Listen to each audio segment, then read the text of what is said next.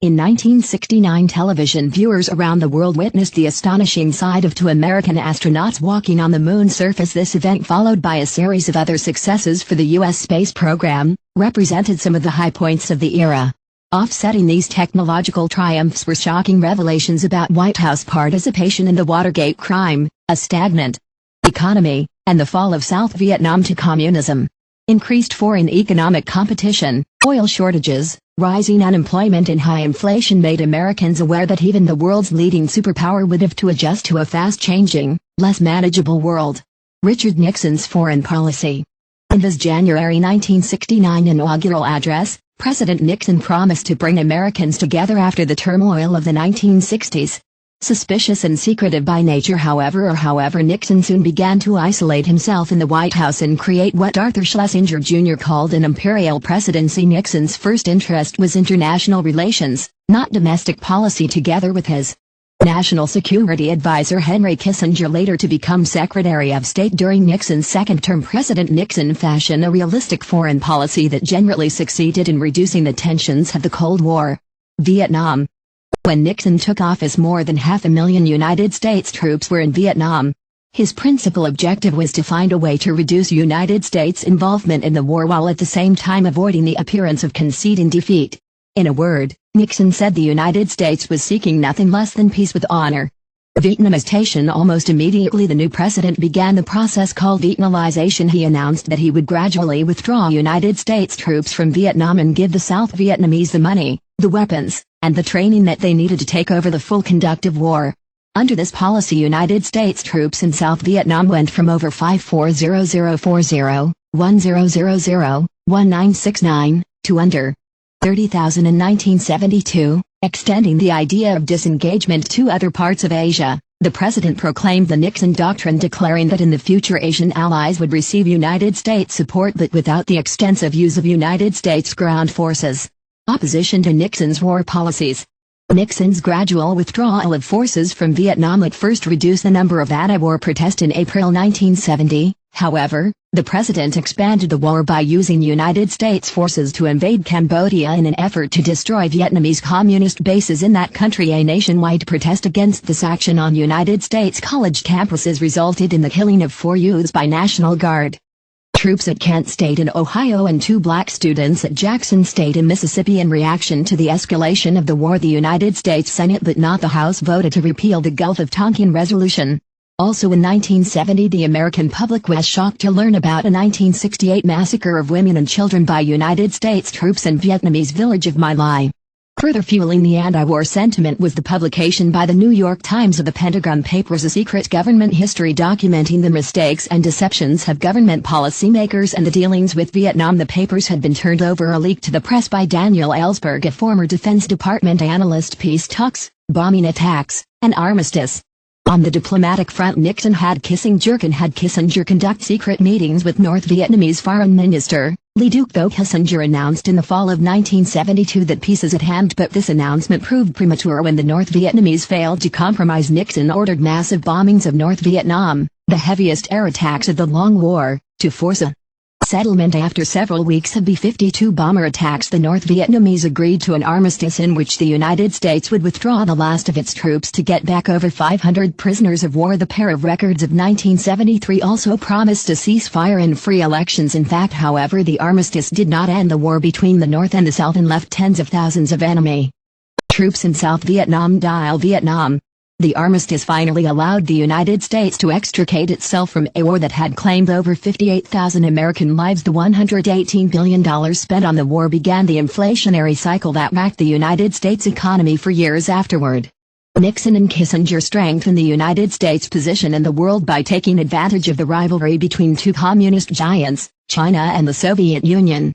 Their diplomacy was praised for bringing about a deliberate reduction of Cold War tensions. Even after Watergate ended his presidency and disgrace, Nixon's critics would admit that his conduct of foreign affairs had enhanced world peace.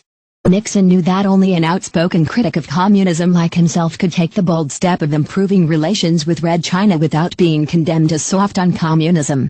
After a series of secret negotiations with Chinese leaders, Nixon astonished the world in February 1972 by traveling to Beijing to meet with Mao. His visit initiated diplomatic exchanges that ultimately led to the United States' recognition of the communist government in 1979. Nixon used his new relationship with China to put pressure on the Soviets to agree to a treaty limiting anti-ballistic missiles, a new technology that would have expanded the arms race. At the conclusion of the first hand of strategic arms limitations talk, United States diplomats secured Soviet consent to freeze on a number of ballistic missiles carrying nuclear warheads. While this agreement did not end the arms race, it was a significant step towards reducing Cold War tensions and bringing about détente. Throughout the 1970s, the Democrats continued to hold majorities in both houses of Congress. The Republican president had to live with this reality and obtain some concessions from Congress through moderation and compromise. At the same time, Nixon laid the foundation for a shift in public opinion toward conservatism for Republican gains that would challenge and overthrow the Democratic control of Congress in the 1980s and the 1990s. Nixon tried to slow down the growth of Johnson's Great Society programs by proposing the Family Assistance Plan, a reform of the welfare system. The Democratic majority in Congress easily defeated this initiative. The Republican president did succeed, however, in shifting some of the responsibility for social programs from the federal to the state and local levels in a program known as revenue sharing or the New Federalism. Congress approved giving local governments $30 billion in block grants over 5 years to address local needs as they saw fit instead of specific uses of federal money being controlled by Washington. Republicans hoped revenue sharing would check the growth of the federal government and return responsibility to the states where it had rested before the New Deal. Nixon attempted to bypass Congress by impounding, not spending funds appropriated for social programs. Democrats protested that such action was an abuse of executive powers. The courts agreed with the president's critics, arguing that it was a president's duty to carry out the laws of Congress whether or not he agreed with them. Starting with a recession in 1970, the United States economy throughout the 70s faced the unusual combination of economic slowdown and the high inflation, a condition referred to as stagflation to slow inflation. Nixon at first tried to cut federal spending when this policy contributed to a recession and unemployment. However, he adopted Keynesian economic and deficit spending in order not to alienate middle-class and blue-collar Americans. In August 1971, he surprised the nation by imposing a 90-day wage and price freeze. Next, he took the dollar off the gold standard, which helped to devalue it relative to foreign currencies. This action, combined with a 10% surtax on all imports, improved the United States' balance of trade with foreign competitors.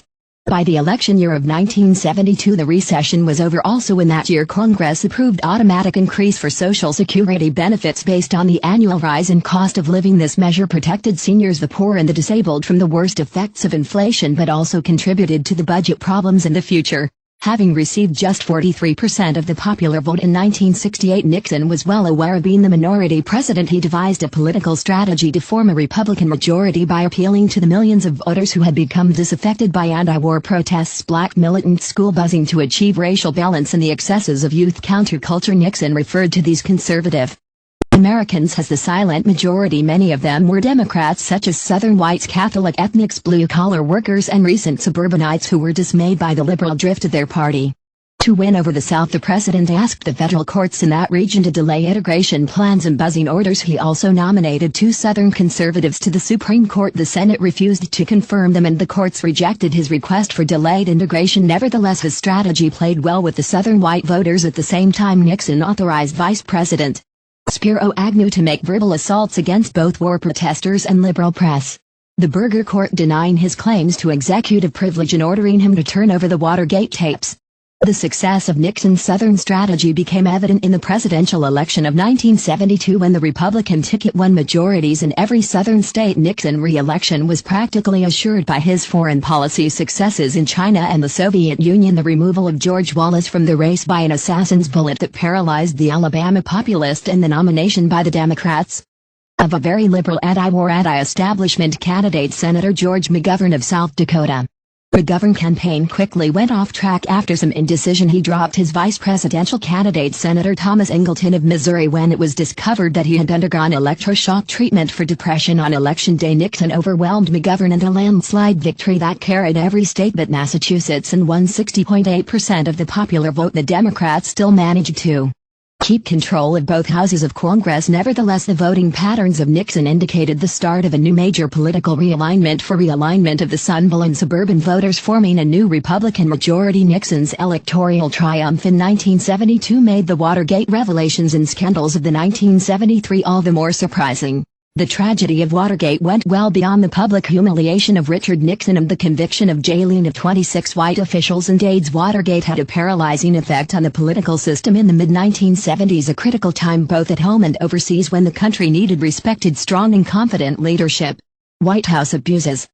In June 1972, a group of men hired by Nixon's re-election committee were caught breaking into the offices of Democratic National Headquarters in the Watergate complex in Washington, D.C. This breaking and attempted bugging were only part of a series of illegal activities and dirty tricks conducted by the Nixon administration and the committee to re-elect the president. Creep. Earlier, Nixon had ordered wiretaps on government employees and reporters to stop news leaks such as one that had exposed the secret bombing of Cambodia. The president's aides created a group called the Plumbers to stop leaks as well as discredit opponents. Before Watergate, the Plumbers had burglarized the office of psychiatrist Daniel Ellsberg, Ellsberg, the person behind the leaking of the Pentagon paper. In order to obtain information to discredit Ellsberg, the White House had also created an enemies list of prominent Americans who opposed Nixon, the Vietnam War, or both. People on the list were investigated by government agencies such as the IRS. The illegal break-in at Watergate reflected the attitude in the Nixon administration. It's an administration that any means could be used to promote the national security, an objective that was often confused with protecting the Nixon administration from its critics. There was no solid proof that President Nixon ordered any of these illegal activities. After months of investigation, however, it became clear that Nixon did engage in an illegal cover-up to avoid scandal. Tough sentencing of the Watergate burglars by federal judge John Zurich led to information about the use of money and a promise of pardons by the White House staff to keep the burglars quiet. Senate investigating committee headed by Democrat Sam Ervin of North Carolina brought the abuses to the attention of Americans through televised hearings. A highlight of these hearings was the testimony of the White House lawyer John Dean, who linked the president to the cover-up. Nixon's top aides H.R. Haldeman and John Ehrlichman resigned to protect him and were later indicted, as were many others, for obstructing justice. The discovery of a taping system in the Oval Office led to a year-long struggle between Nixon, who claimed executive privilege for the tapes, and investigators who wanted the tapes to prove the cover-up charges. The Nixon administration received another blow in the fall of 1973 when Vice President Agnew was forced to resign for having taken bribes. When this linked taken bribes with Governor of Maryland. Although the Watergate affair absorbed most of Nixon's attention during shortened second term, other developments at home and abroad were also important. Further discrediting Nixon was the news that he had authorized 3,500 secret bombing raids in Cambodia, a neutral country. Congress used the public uproar over this information to attempt to limit the president's power over the military. In November 1973, after a long struggle, Congress finally passed the Wars Powers Act over Nixon's veto. This law required Nixon and any future president to report to Congress within 48 hours after taking military action. It further provided that Congress would have to approve any military action that lasted more than 60 days. In world politics, probably the most important event of 1973 was the outbreak of another war in the Middle East. On October 6, the Jewish holy day of Yom Kippur, the Syrians and Egyptians launched a surprise attack on Israel in an attempt to recover the land's loss in the Six-Day War of 1967. President Nixon ordered the United States nuclear forces Honolulu and airlifted almost $2 billion in arms to Israel to stem their retreat. The tide of the battle quickly shifted in favor of the Israelis and the war was soon over. The United States was made to pay a huge price for supporting Israel. The Arab members of the Organization of Petroleum Exporting Countries, OPEC, placed an embargo on oil sold to Israel supporters. The embargo caused a worldwide oil shortage and long lines at gas stations in the United States. Even worse was the impact on the United States economy, which now suffered from runaway inflation, the loss of manufacturing jobs, and the lower standard of living for blue-collar workers. Consumers switched from big American-made cars to smaller, more fuel-efficient Japanese cars, which cost United States automobile workers over 225,000 jobs. Congress responded by enacting a 55 million miles per hour speed limit to save gasoline and approved an oil pipeline to be built in Alaska to tap American oil reserves. No government program, however, seemed to bolster the sluggish economy or stem the high inflation rates which continue to the end of the decade. In 1974, Nixon made triumphal visit to Moscow and Cairo, but at home his reputation continued to slide. In October 1973, the president fired Archibald Baird. Archibald C., the special prosecutor assigned to the Watergate investigations in the United States Attorney General, resigned in protest. The start of impeachment hearings in the House encouraged Nixon to reveal some transcripts of the Watergate tapes in April 1974, but it took a Supreme Court decision in July to force him to turn over the tapes to the courts and the Congress. Meanwhile, the House Judiciary Committee voted 3 articles of impeachment: 1 obstruction of justice, 2 abuse of power, and 3 contempt of Congress. The conversations recorded on the tape shocked friends and foes alike. The transcript of one such White House conversation clearly implicated Nixon. in the cover-up only days after the Watergate break-in. Faced with certain impeachment in the House and a trial in the Senate, Richard Nixon chose to resign on August 9, 1974. His appointed Vice President Gerald Ford then took the oath of office as the first unelected president in history.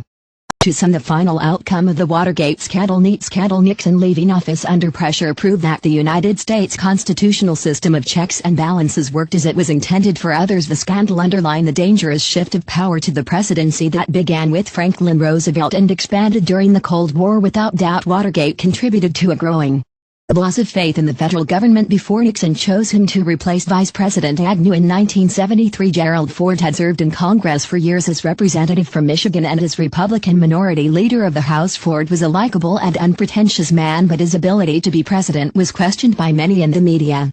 In his first month in office, President Ford lost the goodwill of many by granting Nixon a full and unconditional pardon for any crime that he might have committed. The pardon was extended even before any formal charges or indictment had been made by the court of law. Ford was accused of making a corruption bargain with Nixon, but he explained that the purpose of the pardon was to end the national nightmare instead of prolonging it for months if not years. Critics were angered that the full truth of Nixon's deeds never came out, while the former president's aides were convicted and served prison terms. During Ford's presidency 1974 to 1977, the Democratic Congress continued to search for abuses in the executive branch, especially in the CIA. This intelligence agency was accused of engineering the assassination of foreign leaders, among them the Marxist president of Chile. Ford appointed former Texas Congressman George H. Bush to reform the agency. President Ford was unable to get additional funds from Congress for the South Vietnamese, who in 1974 were facing strong attack from the Communist forces. In April 1975, the United States-supported government in Saigon fell to the enemy and Vietnam became one country under the rule of the Communist government in North Vietnam's capital. Just before the final collapse, the United States was able to evacuate about 150,000 Vietnamese who had supported the United States and now face certain persecution. The fall of South Vietnam marked a low point of American prestige overseas and confidence at home. Also in 1975, the United States-supported government in neighboring Cambodia fell to the radical communist faction that conducted genocide against over 1 million of its own people in an attempt to compensate for the failure of United States policy in Southeast Asia. President Ford ordered an attack on a Cambodian naval base that had captured the United States merchant ship, and the action helped free the 39 crew. The 39 crewmen but 38 Marines died in the assault. The fall of Cambodia seemed to fulfill Eisenhower's domino theory, but in fact the rest of Southeast Asia did not fall to communism. Instead, such nations as Singapore, Thailand and Malaysia emerged as the little tigers of the vigorously growing Asian economy. Some argued that United States support of South Vietnam was not a waste because it brought time for other nations of East Asia and Southeast Asia to develop and better resist communism. On domestic matters, Ford proved less accommodating and more conservative than Nixon. His chief concern was bringing inflation under control. He urged voluntary measures on part of businesses and consumers, including the wearing of win buttons. Whip inflation. Now, not only did inflation continue, but the economy also sank deeper in the recession, with the unemployment rate reaching over 9%. Ford finally agreed to a Democratic package to stimulate the economy, but he vetoed 39 other Democratic bills. In 1976, the United States celebrated its 200th birthday. Americans' pride in their history helped to put Watergate and Vietnam behind them. Even the lackluster presidency of Gerald Ford served the purpose of restoring candor and humility to the White House. Watergate still cast its gloom over the Republican Party in the 1976 election. President Ford was challenged for the party's nomination by Ronald Reagan, a former actor and ex-governor of California who enjoyed the support of the more conservative Republican. Ford won the nomination in a close battle, but the conflict with Reagan hurt him in the polls. A number of Democrats competed for their party's nomination, including a little-known former governor of Georgia James Earl Carter. With Watergate still on voters' minds, Carter had success running as an outsider against the corruption in Washington. His victories and open primaries reduced the influence of more experienced Democratic politicians after watching his huge lead in the polls evaporate in the closing days of the campaign. Carter managed to win a close election, 287 electoral votes to 241 for Ford, by carrying most of the South and getting an estimated 97% of the African American vote. In the aftermath of Watergate, the Democrats also won strong majorities in both houses of Congress. The informal style of Jimmy Carter signaled an effort to end the imperial presidency. On his inaugural day, he walked down Pennsylvania Avenue to the White House instead of riding in the presidential limousine. Public images of the president carrying his own luggage may have impressed average Americans. Veteran members of Congress, however, always viewed Carter as an outsider who depended too much on his politically inexperienced advisors from Georgia. Even Carter's keen intelligence and dedication to duty may have been partly a liability in causing him to pay close attention to all the details of government operations. Critics observed that when it comes to distinguishing between the forest and the trees, Carter was a leaf man. The hallmark of Carter's foreign policy was human rights, which he preached with Wilson fervor to the world's dictators. Carter appointed Andrew Young, an African American, to serve as United States ambassador to the United Nations. Young championed the cause of human rights by denouncing the oppression of black majority in South Africa and Zimbabwe and Latin America, human rights violations by military governments of Argentina and Chile caused Carter to cut off United States aid to those countries.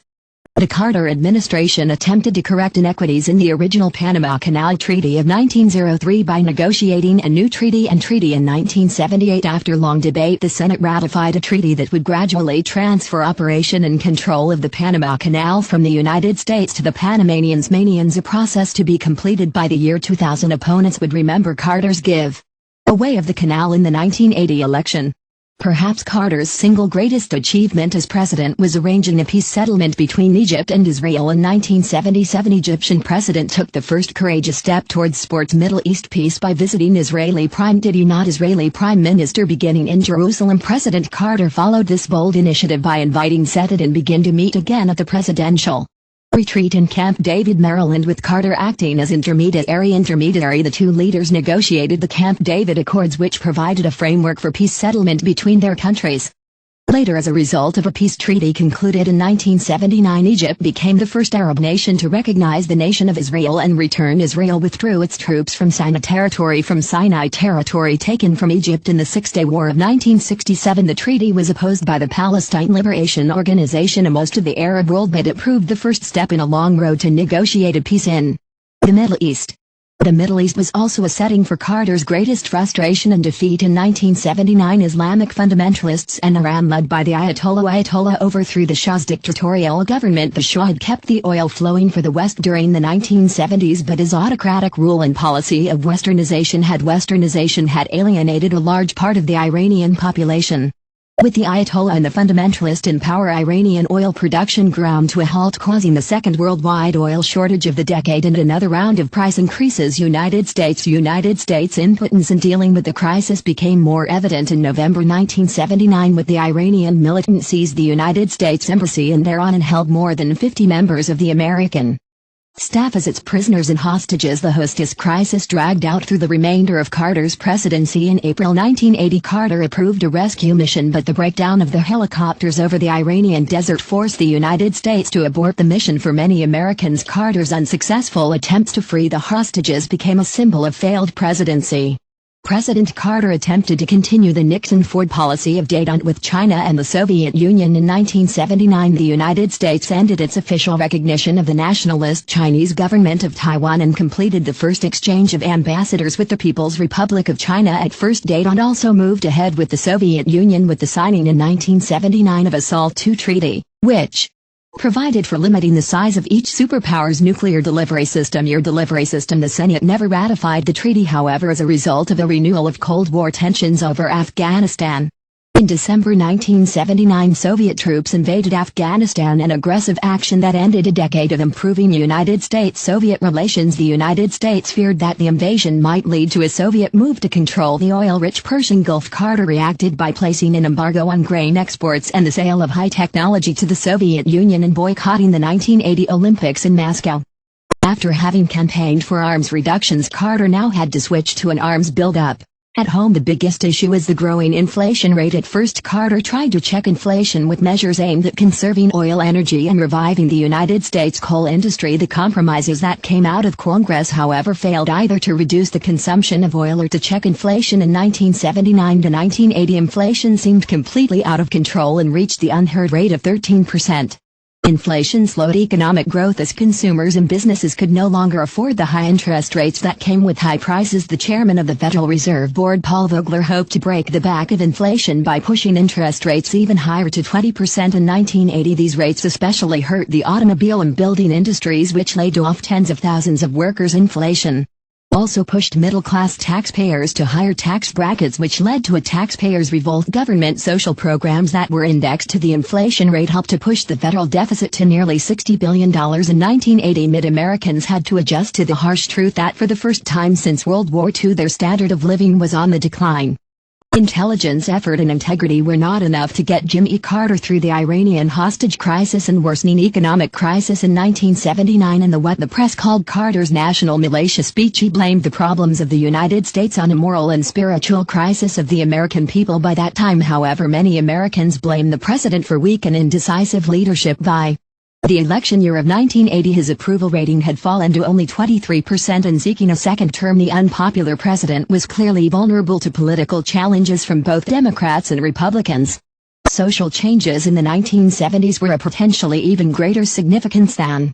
By the end of the decade, for the first time, half of all Americans lived in the fastest-growing sections of the country, the South and the West. Unlike the previous decade, which was dominated by the youth revolt, Americans were conscious in the 70s that the population was aging. The fastest-growing age group was senior citizens over 65. The country's racial and ethnic composition was also changing noticeably in the final decades of the 20th century. By 1990, minority groups made up 25% of the population. The Census Bureau predicted that by 2050, as much as half the population would be Hispanic American, African American, or Asian American. Cultural pool in American culturalism was replacing the melting pot as the model for United States society, as diverse ethnic and cultural groups strove not only to end discrimination and improve themselves but also to celebrate their unique values and traditions.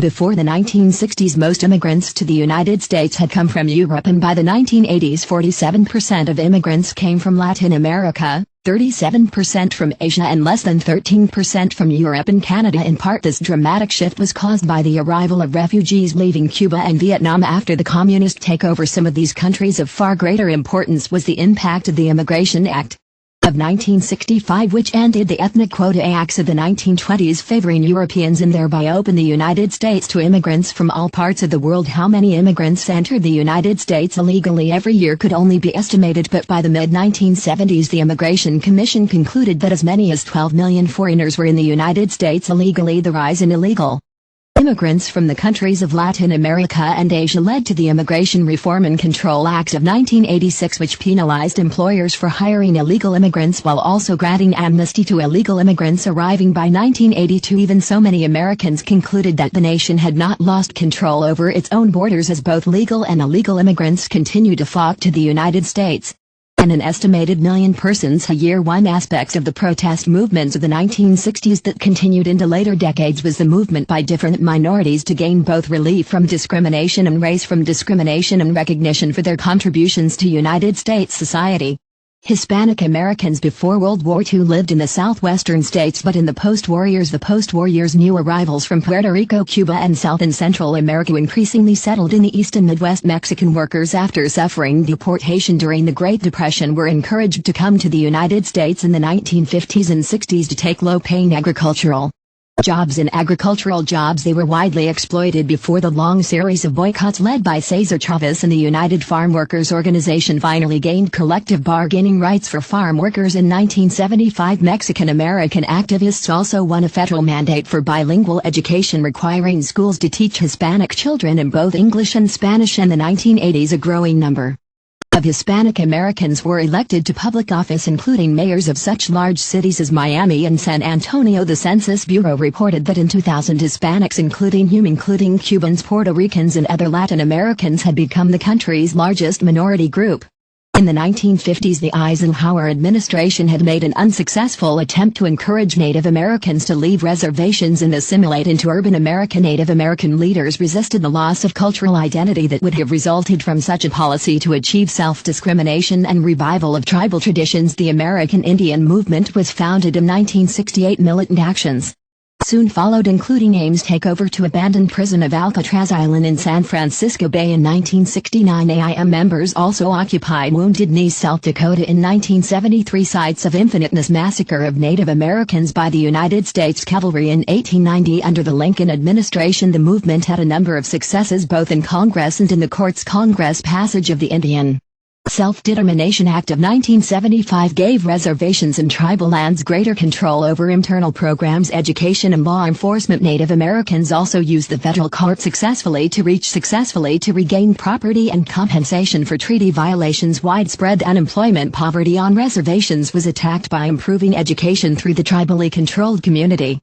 College Assistance Act of 1978, and also by building industries and gambling casinos on reservations. Under the self-determination legislation, Native Americans also gained the support of public opinion as the story of their historical oppression was given a sympathetic retelling in such popular films as Dances with the Wolves. By 1990, a growing Native American population number 1.1/2 million, with about half the people living on tribal reservations. Americans of Asian birth and descent had become the fastest growing ethnic minority by the 80s. The largest group of Asian Americans were Chinese ancestry, followed by Filipinos, Japanese Indians, Koreans and Vietnamese. A strong dedication to execution resulted in Asian American being well represented in the best colleges and universities in some parts of the country. However, Asian Americans suffered from discrimination, envy and Japan bashing, while the less educated immigrants earned well below the national average. In 1969, a police raid on the Stonewall in a gay bar in New York City sparked both a riot and gay rights movement. Gay activists urged homosexuals to be open in their identity and to go to work to end discrimination and violent abuse. By the mid-1970s, homosexuality was no longer classified as a mental illness, and the Federal Civil Service dropped its ban on employment of homosexuals. In 1993, President Clinton attempted to end discrimination against gays and lesbians in the military, but settled for the compromise "don't ask, don't tell" policy. The participation of 20 million citizens in the first Earth Day in 1970 reflected the nation's growing concerns over pollution and the destruction of the natural environment. It also was a vivid example of the increased questioning of technological progress in the last decades of the 20th century. Massive oil spills around the world, such as Exxon Valdez tanker accident in Alaska 1989, reinforced fears about the deadly combination of human error modern technology. Public opinion also turned against building additional nuclear power plants after an accident at the 3 Mile Island power plant in Pennsylvania 1979 and the deadly explosion of the Chernobyl nuclear reactor in Soviet Union 1986. Conservationists demanded laws that would protect against pollution and destruction of the environment. In 1970, Congress passed the Clean Air Act and created the Environment Protection Agency, and followed this legislation in 1972 with the Clean Water Act. In 1980, the Superfund was created to clean up toxic dumps such as Love Canal in Niagara Falls, New York. The protest movements by diverse groups and American society seemed to produce more social stress and fragmentation combined with a slowing economy and a declining standard of living. These forces left many Americans feeling angry and bitter against